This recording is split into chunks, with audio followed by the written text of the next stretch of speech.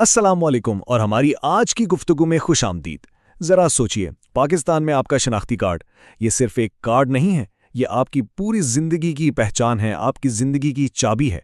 लेकिन क्या हो अगर कोई माली तनाज़ा, कोई कर्ज का मामला इसी चाबी को ताला लगा दे? आज हम एक बहुत ही अहम सवाल का जवाब तलाश कर रहे हैं। क्या कोई अदालत कर्ज की वसूली के लिए आपका शनाख्ती कार्ड ब्लॉक करने का हुक्म दे सकती है? आइए इस मामले की गहराई में उतरते हैं। देखिए, आपका शनाख्ती कार्ड सिर्फ एक शनाख्ती दस्तावेज से कहीं बढ़कर है। बैंक अकाउंट खुलवाना हो, नौकरी करनी हो, कहीं सफ़र करना हो या कोई जायदाद खरीदनी हो, हर काम इसी एक कार्ड से जुड़ा हुआ है। तो जाहिर है इसका ब्लॉक हो जाना कोई मामूली बात नहीं है।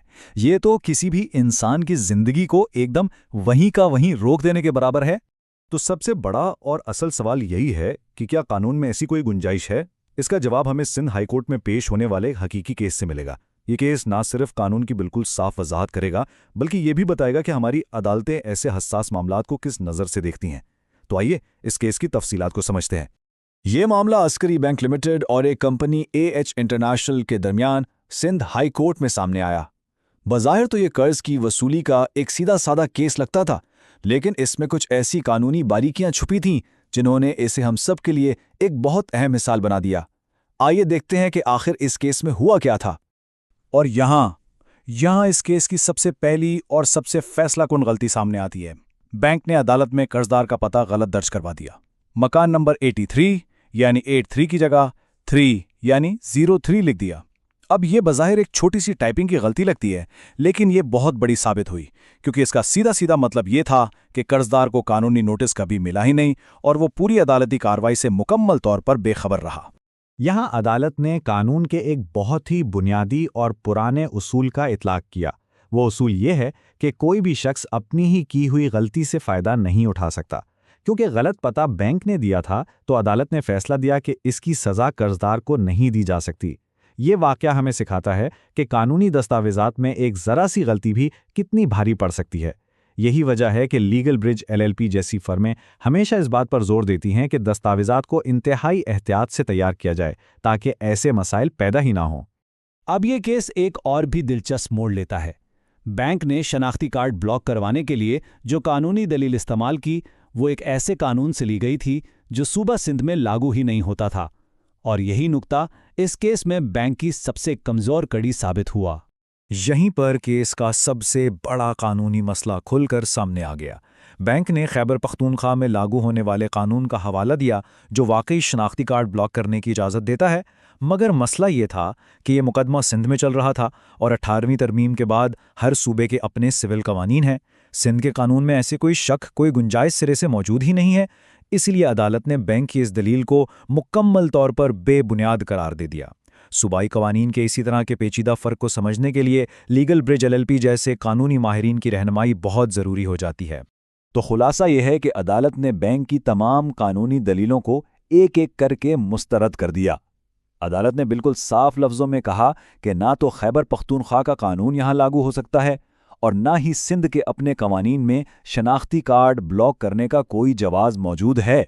यहाँ तक कि बैंक ने गिरफ्तारी से मुताल्लिक सेक्शन 51 का जो हवाला दिया वो भी गलत था, क्योंकि उसकी कानूनी शराइत ही पूरी नहीं हो रही थी। अब हम पहुंचते हैं इस केस के ख़त्मी नतीजे पर, यानी हाई कोर्ट का आखिरी फैसला। और इससे भी ज़्यादा अहम बात, वो ताकतवर दलील जिसकी बुनियाद पर न सिर्फ एक गलत हुक्म वापस लिया गया, बल्कि एक आम शहरी के बुनियादी आईनी हुकूक का तहफ़्फ़ुज़ भी किया गया। अदालत ने एक दूसरे अहम केस का हवाला देते हुए इस गहरी और संगीन हकीकत को बयान किया कि शनाख्ती कार्ड को ब्लॉक करना सिर्फ एक इंतज़ामी कार्रवाई नहीं है। ये किसी शख्स से उसकी नौकरी, उसका कारोबार, उसकी सेहत की सहूलियात और सफ़र करने का हक छीनने के बराबर है, और ये हमारे आइन में दिए गए ज़िंदगी के बुनियादी हक की एक संगीन खिलाफ वर्जी है। आखिरकार अदालत ने शनाख्ती कार्ड ब्लॉक करने का अपना ही जारी करदा हुक्म इन 4 ठोस वजूहात की बिना पर वापस ले लिया। पहली, पता गलत था इसलिए नोटिस नहीं मिला। दूसरी, कर्ज की असल रकम भी वाज़ेह नहीं थी।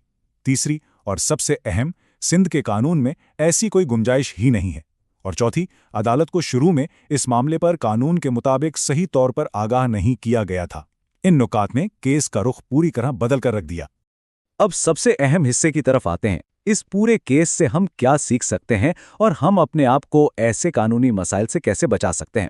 یہ معلومات ہر فرد اور ہر کاروبار کے لیے بے حد ضروری ہے۔ تو آپ ایسے مسائل سے کیسے بچ سکتے ہیں؟ یہ 4 اقدامات بہت اہم ہیں۔